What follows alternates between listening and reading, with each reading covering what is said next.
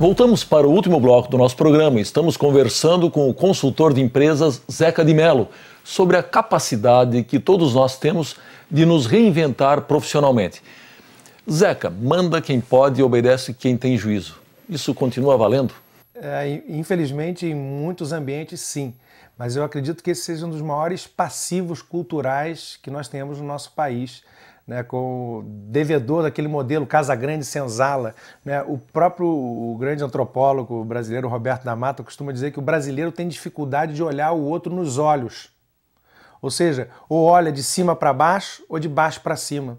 Então, quando a gente precisa fazer avançar, criar coisas novas, esse tipo de visão, que é próprio do modelo industrial também, que separa muito o planejamento, a execução, a estratégia da operação, não corresponde aos desafios que a gente tem hoje. Por exemplo, um estagiário que acaba de entrar numa organização, ele pode estar imbuído de grandes e novas ideias.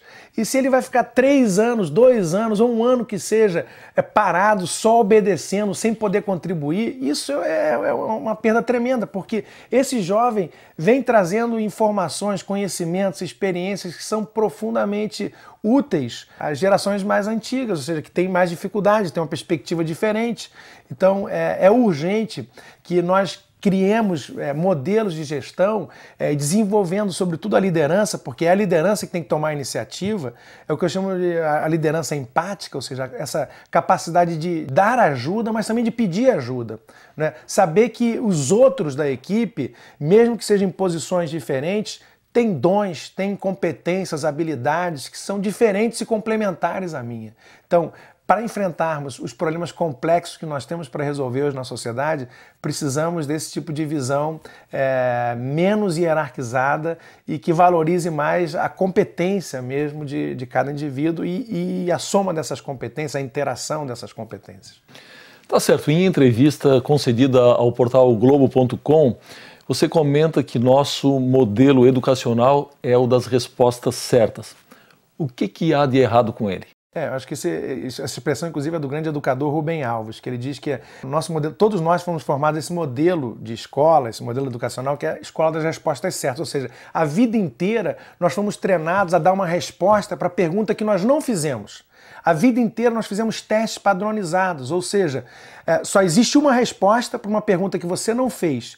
Nós fomos treinados a dar respostas. E hoje, o grande desafio não é mais dar resposta para uma pergunta que você não fez, mas é aprender a fazer as perguntas mais relevantes, que realmente conseguem enxergar os grandes desafios que nós temos. Então, o desafio não é mais dar uma resposta certa e nem do indivíduo sozinho, porque também o nosso modelo educacional privilegiou o indivíduo solitário, fazendo prova sozinho, sendo testado sozinho. E hoje, em qualquer organização, qual é o grande desafio? É colaborar para inovar, colaborar para enfrentar novos desafios.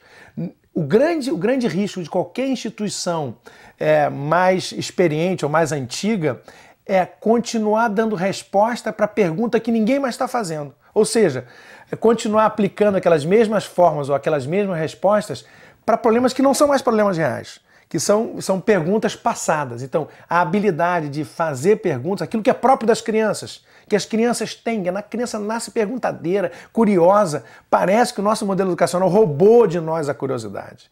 Então, acho que essa é uma crítica, isso sem deixar de reconhecer todas as belezas, as coisas boas que o nosso modelo trouxe. Mas esse modelo está em crise. E um dos grandes passivos é esse de aprender a dar resposta e não aprender a fazer pergunta. Muito bem, nesse processo de reinvenção que nós estamos abordando, o que não se pode perder de vista, correndo o risco aí de se transformar numa pessoa até pior? Pergunta muito pessoal, né? O que eu procuro exercitar é a gratidão. Eu tenho alguns amigos, por exemplo, que deixaram de ser padres, deixaram a batina, e é natural que às vezes você fique com uma mágoa, com rancor, mesmo qualquer mudança que você faz. Por isso eu acho que o exercício da gratidão, ou seja, ajuda a criar um espaço generoso para você enfrentar os novos desafios. Eu, na minha vida como padre, eu experimentei isso, que a gratidão tem o poder de transformar as coisas mais duras e difíceis. Então, por exemplo, eu sou extremamente grato a tudo que eu recebi da instituição. E eu nunca tive uma crise de fé propriamente dita. Meu problema foi um problema mais disciplinar, né? Então, assim, eu sou extremamente grato por toda a formação que eu recebi. Eu acho que isso me ajudou também a enfrentar os novos desafios. Não com ressentimento, ficar olhando para trás o tempo inteiro, né? E ressentido, reclamando. Isso sempre me chamou a atenção. Por que a gente é tão valente, corajoso, quando a gente está tomado de emoções tóxicas, como a raiva, o rancor, a angústia, né? E como é que a gente é tão lento, moroso e não corajoso na hora de expressar gratidão, por exemplo? Então, eu acho que o exercício da gratidão ajuda muito a enfrentar as coisas mais duras, como uma mudança de carreira. Bom, ao contrário da iniciativa privada, a carreira no serviço público, dentro de uma mesma organização, costuma aí ser mais longa em razão da própria estabilidade.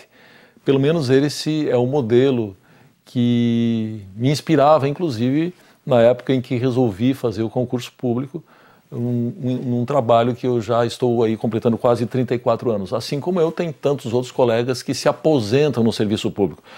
Como é que a gente pode se reinventar aí e encontrar motivação nesse tipo de ambiente de trabalho em que se lida com as mesmas pessoas, as mesmas coisas, os mesmos problemas durante anos e anos a fio? Essa é uma pergunta muito difícil, não é fácil de ser respondida numa simples frase. Mas eu acho que esse é o grande desafio de toda a organização que oferece uma carreira longa, ou que se estruturou, por exemplo, uma carreira pública, ou outras organizações também que se fundaram e olham para gerações mais antigas, 30 anos na empresa, porque esses valores que inspiraram essas pessoas a ficarem esse tempo todo, talvez não tenham a mesma força para inspirar as novas gerações. Certo. Então, por exemplo, um jovem que está entrando no mercado de trabalho hoje, qualquer atividade, 3 anos para ele, pela frente, é quase uma eternidade. Então, assim, eu acredito que não há dúvida que é pelos valores. É a capacidade de inspirar a cultura organizacional, a cultura daquela organização, os valores, porque valores não vivem na parede escritos, valores vivem somente nas relações.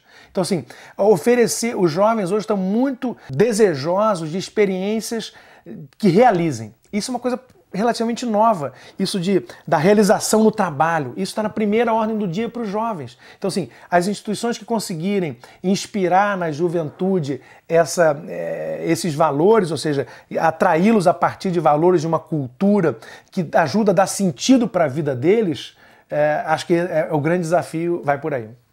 Bem, professor Zeca, infelizmente o nosso tempo se esgotou. Eu sou muito grato pela sua entrevista. Eu que agradeço. Chegamos ao fim do nosso programa. Hoje conversamos sobre como é possível se reinventar profissionalmente com o ex-padre consultor de empresas Zeca de Mello. Voltamos semana que vem com mais um tema do seu interesse. Até lá!